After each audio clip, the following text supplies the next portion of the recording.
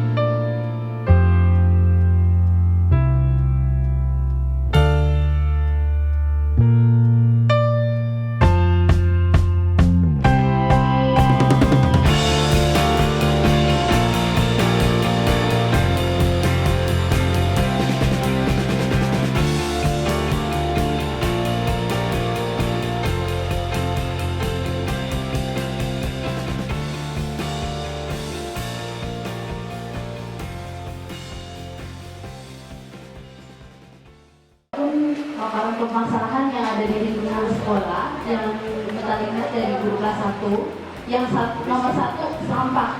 Banyak siswa-siswi kita yang belum peduli akan kebersihan lingkungan, jadi mereka masih banyak yang membuang sampah sembarangan.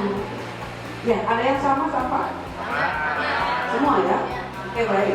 Yang kedua, bully di dalam kelas aja, di dalam kelas kita aja banyak siswa-siswi kita yang masih bulinya nggak terlalu berlebihan, Bu. Cuman biasanya mengejek, kalau nggak nyubit temannya, menendang, terus ngata-ngatain orang tua, itu masih ada di lingkungan kita. Bully? Ya. Orang ini ada? Ada. Semua? Iya. Berarti masalah kita semua. Apalagi? Yang ketiga yaitu kita kan ikut di program gerakan sekolah sehat, Bu. Yang pertama kita ada gizi, tentang gizi. Tapi kenyataannya siswa-siswi kita itu masih banyak membawa bekal makanan tapi yang tidak sehat. Ya, masih bawa mie instan, beberapa makanan yang junk food. Ada di sini? Ada ya? Jadi tidak ada? Ada. Berarti hampir masalah kita semua.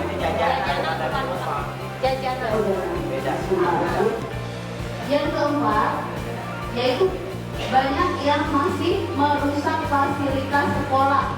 Contohnya mencoret-coret meja kursi, terus tembok, masih masih ada yang suka bekas kaki di tembok udah dicat, masih ini lagi iseng. Kalau enggak main bola, nendang kena tembok, kaca seperti itu. Baik. Masih termasuk kata tertib ya. Permasalahan pertama, jajanan tidak sehat. Jajanan tadi ada ya? Makanan. Kalau dari rumah, yang ini dari sekolah. Jajanan tidak sehat karena memang jajanan tidak sehat itu biasanya enak bu. Gurih-gurih gitu kan. Jadi mereka anak-anak tuh lebih suka dengan garam, ada versi gitu ya. Kemudian kami juga dulu sudah berusaha mengarahkan, tapi namanya anak-anak yang sekali lagi ya sudah faktor kebiasaan, tapi nanti insya Allah kita akan berikan pelan-pelan. Lalu kemudian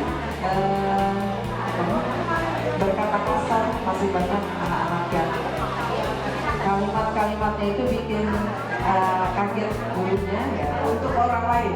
Iya, untuk temannya. Tapi masih hubungannya dengan bullying tadi ya?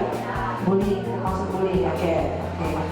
Dan ini intervensi, yang tadi ada intervensi orang tua. Oh masih ada orang tua, oh banyak. Masih banyak orang tua yang intervensi terhadap guru kelasnya. Guru kelas?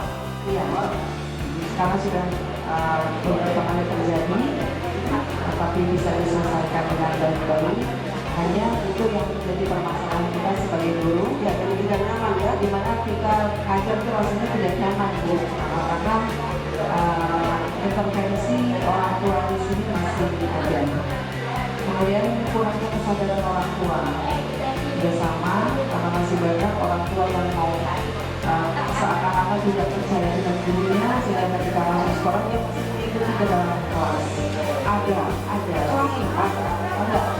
kebanyakan di kelas rendah itu. Baik, kelas 3, masih belum siaga. Jadi seakan-akan orang tua tidak percaya dengan gurunya. Padahal kan yang namanya sekolah itu rumah kedua untuk anak-anaknya, jadi kami yang lebih sayang untuk diri. Tapi terkadang masih ada aja orang tua yang berusaha intervensi, kemudian mengikuti anak ke dalam kelas, padahal sudah kita berusaha larang, tapi ya begitu. Karena di depan pun sudah ada batas penjemputan, sudah kita tahu, tapi ya jelas karena disiplinnya yang disiplin dari orang tua sama dengan orang tua yang kurang. Kemudian tidak hadir tanpa keterangan itu juga jadi masalah, tidak hadir tanpa keterangan banyak. Masih disiplin ya kaitannya. Kemudian apa lagi? Dari kebersihan ini tadi ada kebersihan diri, juga kebersihan lingkungan kelas juga sekolah. Nah, di sini ada yang belum, yaitu kami di sini tentang akhlak. Ya, akhlak peserta didik, ya, di mana mereka karakternya, karakter akhlak mulianya itu masih ada yang belum, ya masih kurang gitu ya. Di situ dari gaya bicara kepada teman, kepada guru, gitu ya. Jadi itu yang perlu kiranya nanti kita kembangkan lagi. Kemudian kemandirian, ya kemandirian di sini anak-anak juga masih ada yang kurang tanggung jawab terhadap apa ya, mungkin benda yang dimilikinya kayak gitu. Terus kesiapan ketika ke sekolah, nah itu pun masih ada yang kurang, ya masih seperti buku tertinggal, ya kan. Kemudian kemandirian di kelas itu ketika pulang masih ada peralatannya yang tertinggal di kelas. Nah itu yang perlu kita tanamkan kembali. Dan kemudian di sini dari kami itu, ya pemahaman anak-anak juga di sini mengenai permainan tradisional, di mana anak-anak lebih kepada permainan online yang mereka lebih kenal ya daripada permainan tradisional. Jadi budaya yang ada di Indonesia, permainan-permainan ada di Indonesia itu mereka mungkin kurang tahu gitu ya. Di sini yang perlu ya kita nanti tingkatkan. Kalau dari sini dari peserta didik, kemudian dari lingkungan sekolah ya, dari lingkungan sekolah ini yang kami masih lihat ada permasalahan itu di penghijauan. Ya, di sini anak-anak juga masih kurang peduli terhadap lingkungan sekolah mengenai tanaman, nah itu masih belum bisa menjaga. Ya, apalagi kita melakukan bersama yang semakin banyak.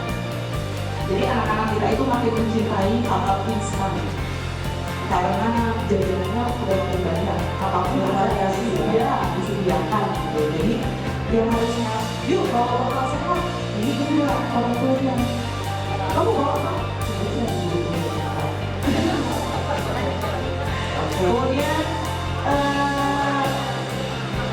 itu udah ini berhubungan dengan sampah. Saya kebetulan tinggal di Serpong, di dekat dengan tempat pembuangan akhir sampah Cikecang. Nah, ternyata nggak cuma di daerah tempat tinggal saya aja yang banyak pengepul barang-barang bekas. Ini ternyata di sekitar sini juga banyak. Ya,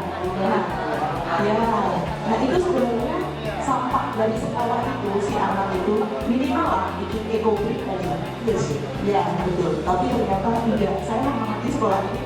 Itu kalau saya masuk kelas botol bekas minuman es kobok, es teh yang di es teh itu ada di mana-mana sampahnya. Itu sangat disayangkan sekali sebenarnya ya. Itu kemudian sudah habis. Terima kasih. Terima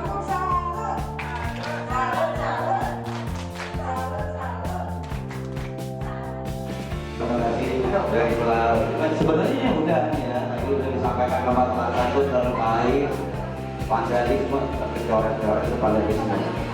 Saya tambahkan aja ya, karena berdasarkan pengalaman nyata kemarin belum lama ketika itu ada anak kelas 6 ancam kelas 5 gitu. Itu termasuknya bullying, itu tindakannya udah tinggi tuh, kalau udah ngancam-ngancam. Ya, mereka berebut pacar, bukan gitu. Itu udah ada loh, mereka berebut pacar. Kelas 5? Iya, berebut pacar. Kalau saya itu bukan. Beda. Mungkin karena lihat bapak.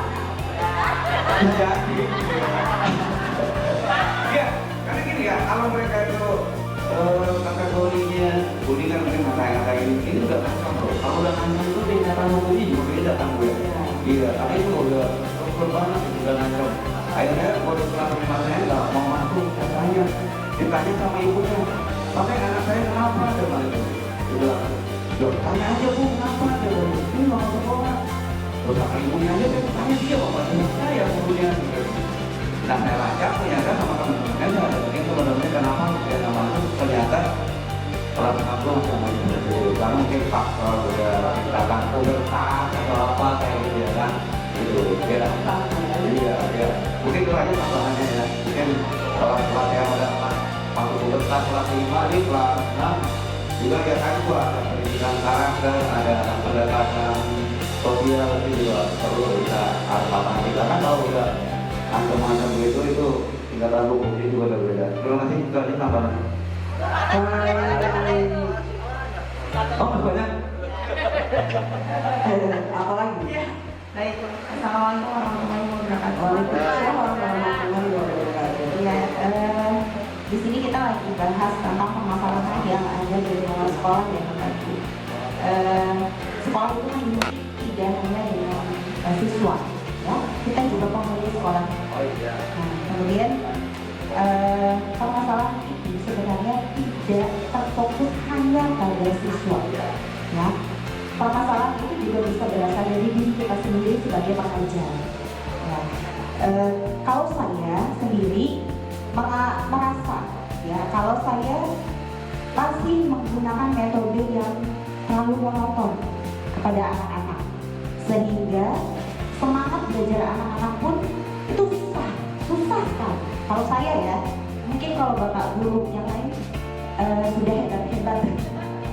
Jadi, tapi kalau saya merasa seperti itu Bu. Jadi saya merasa saya masih banyak yang ragu. Metode saya masih monoton. Untuk membangkitkan semangat anak-anak untuk belajar itu susah banget Bu. Sehingga mereka masih sering tidak mengerjakan PR, lupa lah alasannya apa segala macam. Kemudian permasalahan sampah pun seperti itu. Terkadang saya sudah bikin peraturan, tapi saya nggak konsisten. Saya bilang tidak boleh makan di kelas. Gitu. Tapi ketika saya lengah atau saya sibuk dengan pekerjaan yang lain, anak-anak mencuri peraturan perundang-undangan kan. Karena peraturan tersebut tidak makan di kelas atau apa. Jadi saya yang tidak konsisten menerapkan peraturan tersebut sama anak-anak, sehingga anak-anak buang sampah sembarangan atau apa. Tepat di awal semester saya menerapkan membuang sampah itu sesuai dengan tempatnya. Saya sudah memisahkan sampah 3 tempat sampah: sampah botol, sampah kertas, dan sampah plastik. Nah, baliknya itu saya, karena saya tidak konsisten mengecek, sehingga anak-anak jadi tidak buang sampah di tempatnya lagi. Jadi botol ada di tempat-tempat mana, kertas ada di mana, dan sebagainya. Nah, itu yang menurut saya juga menjadi permasalahan yang ada di lingkungan sekolah. Semangat kita juga kadang naik turun untuk mengajar gitu Bu, ya.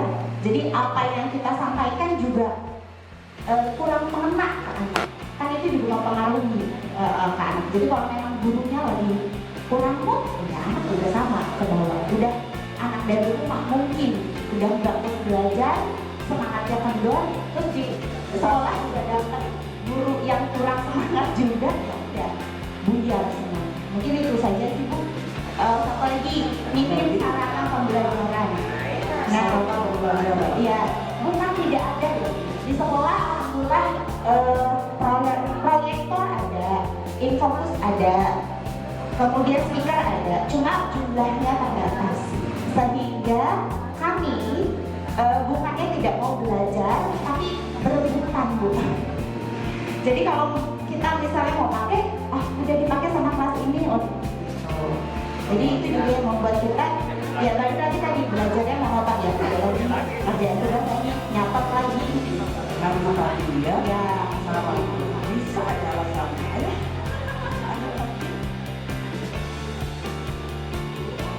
Sebetulnya ada permasalahan-permasalahan yang bisa kita munculkan ke permukaan sebagai bagian dari proyek penguatan profil pelajar Pancasila. Akhirnya akan ada kebersamaan, akhirnya akan muncul karakteristik yang diinginkan. Tapi pertanyaannya, kumaha, bagaimana itu kita lakukan? Ya, permasalahan-permasalahan yang muncul itu kan ingin kita minimalisir. Dengan cara apa? Oh ya, kita punya proyek penguatan profil pelajar Pancasila. Mari nanti kita identifikasi apa yang paling penting. Bullying dulu, disiplin dulu, parenting dulu, banyak tuh permasalahannya. Apalagi kegiatan pembelajaran itu dulu ya. Nanti saya tanya lagi kalau misalnya kita masih ada waktu, kita bedah diferensiasi sedikit ya. Nah, yang seperti itu yang mana yang mau kita munculkan? Itu nanti yang akan menjadi perbincangan kita, sehingga kita tidak memunculkan proyek berangan-angan, akan tetapi proyek yang kembali kepada kebutuhan peningkatan karakteristik anak yang ada di sini dengan mengacu kepada permasalahan-permasalahan yang tadi. Sepakat? Harus sepakat. Saya kalau ngomongin sampah tadi banyak katanya pembuangan sampah di sini. Artinya bisa diklasifikasikan loh sampah-sampah itu. Selebrasi boleh nggak? Boleh. Akhirnya ada apa? Apa misalnya selebrasinya? Ada model-model pakaian yang dari barang-barang bekas ya, peragaan busana dari barang bekas dan seterusnya, sebagai penghargaan dari apresiasi anak terhadap limbah yang ada di lingkungan, sehingga mereka bisa menghargai itu semua. Mana yang mau disepakati? Ini belum ya, hanya tadi kan sudah tergambar tuh. Oh iya, kita punya banyak masalah itu. Bullying nanti dimensinya kemana itu? Apa ke iman takwanya ya? Atau akhlak mulianya? Atau mau kemana? Ya kan? Kemudian ada lagi tadi recycle dan seterusnya, ke teknologi rekayasa atau apa dan seterusnya. Nanti kita lihat. Tapi sekarang paham ya, Bapak Ibu, jangan pernah membuat proyek yang anak-anak tidak mengerti. Membuat proyek itu yang mereka pahami sebagai bagian dari permasalahan kita semua, sehingga mereka peduli terhadap lingkungannya. Paham ya? Itu saja dulu. Kalau itu sudah paham, mari kita bergerak ke konsep. Gimana caranya? Terpisah dari intrakurikuler. Semua sudah paham? Sudah ya?